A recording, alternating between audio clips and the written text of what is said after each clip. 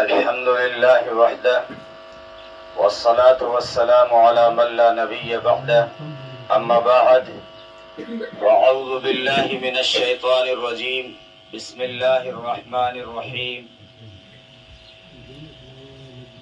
يا أيها الناس أنتم الفقراء والله هو الغني الحميد وقال النبي صلى الله عليه وسلم من بنى لله مسجدا بنى الله له بيتا في الجنة او كما قال علیہ الصلوۃ والسلام۔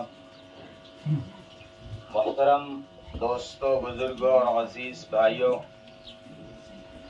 اللہ تبارک و تعالیٰ کے بے شمار انعامات اور احسانات ہیں کہ جس نے آپ سے مسجد کی تعمیر کا کام لیا ہے اور لے رہا ہے۔ دوستو، اسلام میں مسجد بہت عظیم جگہ ہے جو ہمارے ایمان کا مرکز ہے۔ انسان دو چیزوں سے بنا ہے، ایک جسم ہے، ایک روح ہے۔ اصل انسان جسم نہیں ہے، اصل انسان روح ہے۔ جسم تو ایک مکان ہے جس میں انسان رہتا ہے، جسم سواری ہے اور روح سوار ہے۔ جب یہ روح نکل جاتی ہے تو پھر اس جسم کو کوئی نہیں رکھتا، پھر اس سے کوئی والد نہیں کہتا، پھر اس سے کوئی چاچا نہیں کہتا، ماموں نہیں کہتا، کہتے ہیں جلدی کرو لاش اٹھاؤ۔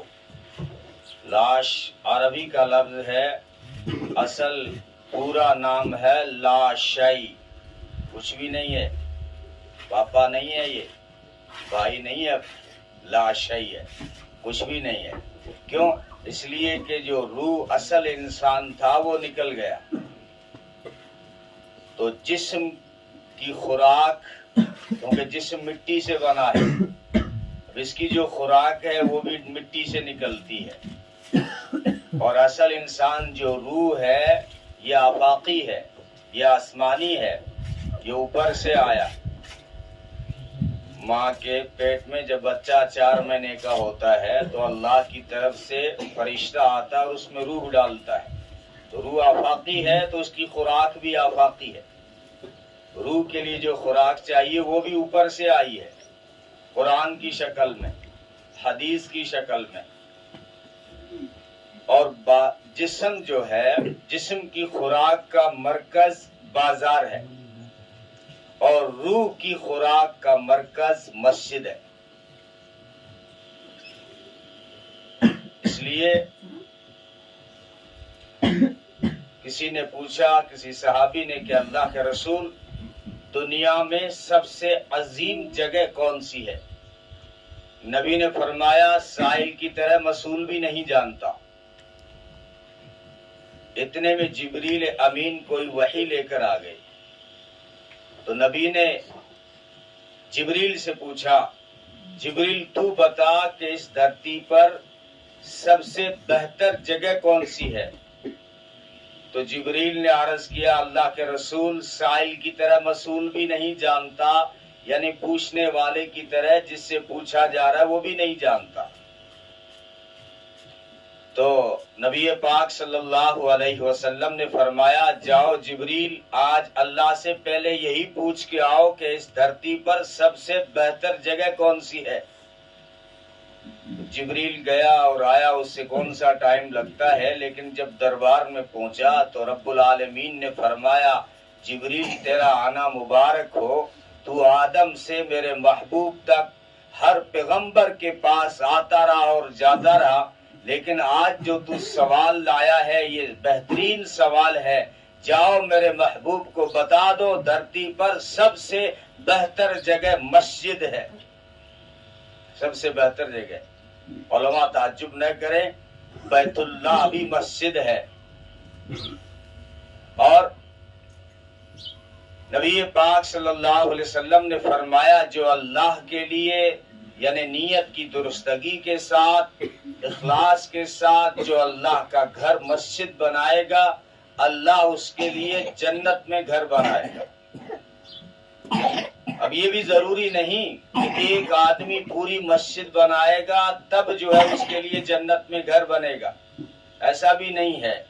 نبی نے فرمایا اگر کوئی بٹیر کے گھونسلے کے برابر کوئی مسجد بنائے تو اس کے لیے جنت میں محل تیار ہے۔ علماء فرماتے ہیں، محدثین فرماتے ہیں کہ بٹیر کے گھونسلے کے برابر کوئی مسجد نہیں ہوتی۔ کہنے کا مطلب یہ ہے کہ جب مسجد بن رہی ہو، اگر اس میں کسی کی ایک اینٹ لگ جائے یا آدھی اینٹ لگ جائے، اتنا ہی گھونسلہ ہوتا ہے اس کا، تو اس کے لیے بھی جنت میں محل تیار ہو جاتا ہے۔ اس لیے سعودی ممالک میں آدمیوں کی وہاں، کیونکہ اللہ نے انہیں دولت سے نوازا ہے، تو وہ کوشش کرتے ہیں کہ ایک بندہ پوری ایک مسجد بنائے۔ لیکن اگر ہم سب مل کے بنا رہے ہیں یہ بھی بہت اچھی بات ہے۔ اس کام میں برکت ہوتی ہے جو کام مشورے سے ہوتا ہے۔ ہر آدمی اپنی حیثیت کے مطابق پیسہ لگائے، کوئی 500 دے گا، کوئی 1000 دے گا، کوئی 10,000 دے گا، کوئی 50,000 دے گا، کوئی لاکھ دے گا۔ اللہ کے یہاں گنتی نہیں دیکھی جاتی، دل ٹٹولے جاتے ہیں، اخلاص دیکھا جاتا ہے۔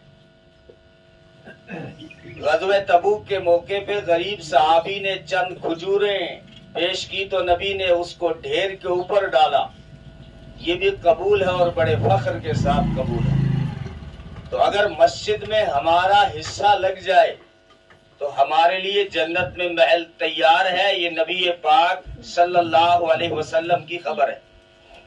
اور مسجد ایسی عظیم جگہ ہے کہ جو بھی آپ مسجد کی کوئی بھی خدمت کر لیں، کوئی سیمنٹ دے گا، کوئی کنکر دے گا، کوئی سریا دے گا، الگ الگ خدمتیں ہیں، لیکن جس کے حصے میں، جس کے نصیب میں جو خدمت آ جائے اس کو کم تر نہ سمجھیں۔ نبی پاک صلی اللہ علیہ وسلم نے مسجد کی ہر خدمت پر جنت کا وعدہ کیا ہے۔ بندہ اپنے گھر سے وضو کر کے صرف مسجد کی طرف چلتا ہے، اس کے لیے بھی جنت سجائی جاتی ہے۔ اگر کوئی مسجد میں چٹائی کا انتظام کرتا ہے تو نبی نے فرمایا اس کو جنت میں سبز لباس پہنایا جائے گا۔ اگر کوئی مسجد میں تنکا اٹھاتا ہے، کچرا اٹھاتا ہے، بڑے لوگوں کو توفیق نہیں ہوتی، حالانکہ اللہ کا گھر ہے، وہاں پہ کسی بھی انسان کو وی آئی پی بننے کی کوشش نہیں کرنی چاہیے۔ مسجد میں عاجزی کے ساتھ داخل ہونا چاہیے، وہ رب العالمین کا دربار ہے۔ اگر کوئی کچرا پڑا ہو، تنکا پڑا ہو، اس سے اٹھا لینا چاہیے۔ نبی نے فرمایا اگر کوئی مسجد سے ایک تنکا اٹھاتا ہے تو اللہ تعالیٰ اس کو قیامت کے دن قیامت کی ہولناکی اور وحشت سے اس کی حفاظت فرمائیں گے۔ ایک روایت میں فرمایا جب مسجد سے اس تنکے کو اٹھایا جاتا ہے تو وہ تنکا کہتا ہے مجھے یہاں سے مت اٹھاؤ، مجھے یہیں رہنے دو۔ عجیب بات ہے، نوجوان میرا کہتا ہے مسجد مت لے جاؤ مجھے، بہانے کرتا ہے میرے کپڑے پاک نہیں ہیں، میں نہایا ہوا نہیں ہوں، لیکن جب تنکے کو مسجد سے ہٹایا جاتا ہے تو کہتا ہے مجھے یہیں رہنے دو۔ اگر اس سے بات ہو سکے اور آپ بات کریں کہ نہیں میں ہم آپ کو جا کے الماری میں رکھیں گے، لیکن یہاں سے کچرا اللہ کے گھر میں پسند نہیں اس لیے اٹھائیں گے، اور تجھے ہم شیش محل میں رکھیں گے، وہ کہے گا نہیں مجھے یہیں پڑا رہنے دو، کیونکہ میں جانتا ہوں کہ رب کی رحمت جو مسجد پہ برستی ہے وہ کہیں نہیں برستی۔ تو صرف تنکا اٹھانے پہ نبی نے فرمایا اگر کوئی مسجد میں روشنی کا انتظام کرے، وہ دیے کا زمانہ تھا، آج تو لائٹیں آ چکی ہیں، اگر کوئی مسجد میں دیے کا انتظام کر دے یا آج کے وقت میں وہ 10 روپے والا بلب ہی لگا دے، لوٹیا لگا دے، نبی نے فرمایا اگر کوئی مسجد میں روشنی کا انتظام کرے گا تو قیامت تک اس کی قبر سے اللہ تعالیٰ عذاب کو ہٹا دیتے ہیں اور اس کی قبر میں روشنی کا انتظام کر دیتے ہیں۔ سب سے پہلے مسجد نبوی میں روشنی کا انتظام کیا حضرت تمیم داری رضی اللہ تعالی عنہ نے۔ جو پہلے عیسائی تھے پھر اسلام میں داخل ہوئے اور جنات کی دعوت پر اسلام میں داخل ہوئے. جن نے دعوت دی انہیں. کسی جنگل میں انہیں ٹھہرنا پڑا کسی سفر میں، تو انہوں نے کہا کہ اب میں جنگل میں رہ رہا ہوں، یہاں شیر بھی ہو سکتا ہے، اژدہا بھی ہو سکتا ہے، سانپ بھی ہو سکتے ہیں، جنات بھی ہو سکتے ہیں. اس لیے انہوں نے کہا کہ اس جنگل کا جو سب سے بڑا دیو ہے، سب سے بڑا جو جن ہے، اس کی پناہ میں یہاں ٹھہرنا چاہتا ہوں. تو ایک جن نے کہا کہ اگر پناہ لینی ہے تو کسی دیو کی مت لو، کسی جن کی مت لو، اگر پناہ لینی ہے تو اللہ کی لو. کہا کہ یہ اللہ کون ہے اور کیسے پتا چلا؟ کہ پتا نہیں تمہیں؟ مدینے میں مکہ اور مدینہ میں محمد عربی صلی اللہ علیہ وسلم تشریف لائے ہیں، وہ لوگوں کو جو ہے اس کی دعوت دے رہے ہیں، تم بھی مسلمان ہو جاؤ، کلمہ پڑھ لو. اور جن نے کلمہ بھی بتا دیا اور جن کی دعوت پہ حضرت تمیم داری رضی اللہ تعالیٰ عنہ اسلام میں داخل ہوئے. لیکن وہ عیسائی تھے تو ان کے اپنے معبد خانوں میں وہ دیکھتے تھے بڑی بڑی لالٹینیں، بڑے بڑے چراغاں. تو جب اسلام میں آئے تو مسجد نبوی میں اندھیروں میں نماز ہوتی تھی عشاء کی، فجر کی، تو انہیں تھوڑا عجیب سا لگا، تو انہوں نے مسجد نبوی میں دیے کا انتظام کیا. نبی پاک صلی اللہ علیہ وسلم جب عشاء کی نماز پڑھانے آئے، تشریف لائے، تو فرمایا یہ روشنی کا انتظام کس نے کیا ہے؟ صحابہ نے عرض کیا اللہ کے رسول وہ جنوں والے بھائی نے. صحابہ حضرت تمیم داری کو جنوں والا بھائی کہتے تھے، جنوں والے بھائی نے. انہیں بلایا جائے تو حضرت تمیم داری سوچ رہے تھے کہ مجھے ڈانٹ پڑے گی، شاید اسلام اس کو پسند نہ کرتا ہو. تو کہا اللہ کے رسول مجھے تو پتا نہیں تھا، میں نے تو اپنے عیسائی معبد خانوں میں دیکھا تھا، اس لیے یہاں بھی دیا روشن کر دیا. فرمایا نہیں، مجھے ناراضگی نہیں ہے، مجھے تو آج اتنی خوشی ہو رہی ہے کہ اگر آج کوئی میری بیٹی کنواری ہوتی تو یہ تمیم تیری نکاح میں دے دیتا. کسی صحابی نے کہا اللہ کے رسول میری بیٹی آپ کی ہی بیٹی ہے، اس کی نکاح میں دے دے. نکاح اتنا آسان تھا کہ وہی نکاح ہو گیا. نکاح اسلام میں بڑا آسان تھا. وضو کرتے ہوئے فرمایا، پاس میں ایک صحابی وضو فرما رہے تھے، ربیہ تیرا نکاح ہو گیا؟ کہ جی اللہ کے رسول میرا نکاح نہیں ہوا. فرمایا جاؤ فلاں انصاری صحابی کے گھر اور کہو کہ رشتہ محمد عربی صلی اللہ علیہ وسلم نے بھیجا ہے. دوسرے دن ظہر کی نماز میں وضو فرما رہے ہیں، پوچھا اے ربیہ بن مالک تیرا نکاح ہو گیا؟ جی اللہ کے رسول کل آپ نے بھیجا تھا اور کل ہی میرا نکاح ہو گیا. اے عقاف تیرا نکاح ہو گیا؟ کہا نہیں اللہ کے رسول میرا نکاح نہیں ہوا. فرمایا تیرے پاس میں مال ہے؟ کہاں میرے پاس مال ہے. فرمایا تو جوان آدمی ہے، مال بھی ہے، پھر بھی نکاح نہیں ہوا، تو شیطان کے بھائیوں میں سے ہے. یہ استاد کا انداز ہوتا ہے اپنے شاگردوں کے ساتھ کہ تو شیطان کے بھائیوں، یعنی اگر جوان ہے اور مال ہے تو پھر شیطان کے لیے بہکانا بڑا آسان ہے. اس لیے نبی نے فرمایا نماز کا وقت ہو جائے تو پھر تاخیر مناسب نہیں.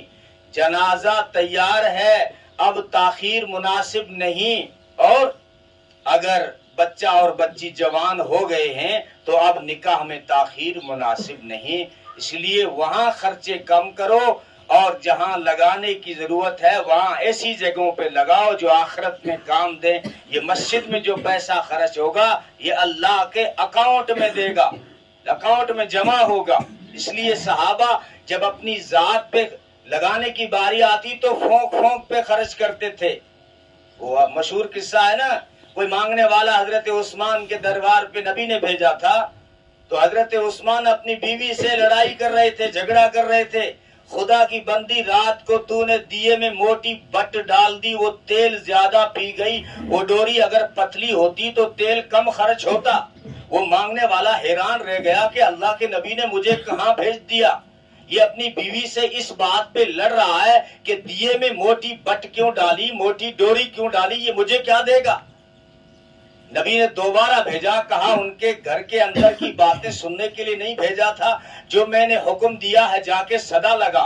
اس نے دوبارہ جا کے صدا لگائی مانگنے میں ایک مسافر ہوں اور ضرورت مند ہوں، میری مدد کی جائے۔ نہیں پوچھا کہ کتنی ضرورت ہے، 2 اونٹ بورے بھر کیے حضرت عثمان نے اس کو دے دی۔ تب اس نے پوچھا کہ آپ جو ہے برا نہ مانے تو بتاؤ، میں پہلے بھی آ گیا ہوں آپ کے گھر، آپ جو ہے اپنی بیوی سے لڑ رہے تھے، پٹ پہ ڈوری پہ لڑ رہے تھے، لیکن جب میں نے سوال کیا تو آپ نے 2 اونٹ بھر کے دے دیے۔ فرمایا جو اپنے گھر میں خرچ کرتے ہیں، اپنی ذات میں خرچ کرتے ہیں، اس کا حساب تو اللہ ہم سے لے گا، اور جو ہم اللہ کے نام پہ لگاتے ہیں اس کا حساب ہم اللہ سے لیں گے، یعنی اللہ سے اس کا انعام لیں گے، اس کا اجر و ثواب لیں گے۔ اس لیے جو ہے صحابہ کرام نبی پاک صلی اللہ علیہ وسلم نے تبوک کے موقع پہ صدا لگائی نا چندے کی، تو ڈھیر لگ گیا مسجد نبوی کے آنگن میں۔ اصحاب محمد کو خدا نے کیا جگر دیا، کسی نے نصف تو کسی نے سلف گھر دیا، اور عائشہ کے باپ نے دیا تو اس قدر دیا کہ خدا کے نام کے سوا جو کچھ تھا وہ لا کے دھر دیا غزوہ تبوک کے موقع پہ۔ صحابہ یوں کر اللہ فرمائے میں نے دیا ہے تم کو، اے لوگو تم فقیر ہو، غنی تو میں ہوں، اللہ نے ہم کو دیا ہے۔ اب اللہ کبھی کہتا ہے میرے نام پہ لگاؤ تو جو ہے خوش دلی کے ساتھ میں بڑھ چڑھ کے جو ہے ایسی جگہوں پہ لگانا چاہیے۔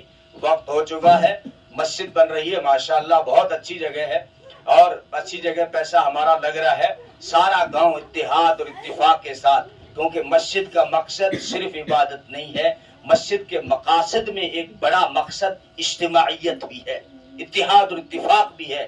اسی لیے تو ہمیں 24 گھنٹے میں 5 مرتبہ بلا کے صفوں میں کھڑا کیا، ورنہ نماز تو گھر میں بھی ہو سکتی تھی، خدا تو وہاں بھی دیکھ رہا تھا، لیکن مسلمانوں کو بلا کے ایک ہی صف میں کھڑے ہو گئے محمود و ایاز، نہ کوئی بندہ رہا نہ کوئی بندہ نواز۔ ہاں بڑا سرپنچ صاحب بھی وہیں کھڑا ہے اور غریب بکری چرانے والا اس کے پاس میں کھڑا ہے، یہی تو بہترین ادا ہے اسلام کی۔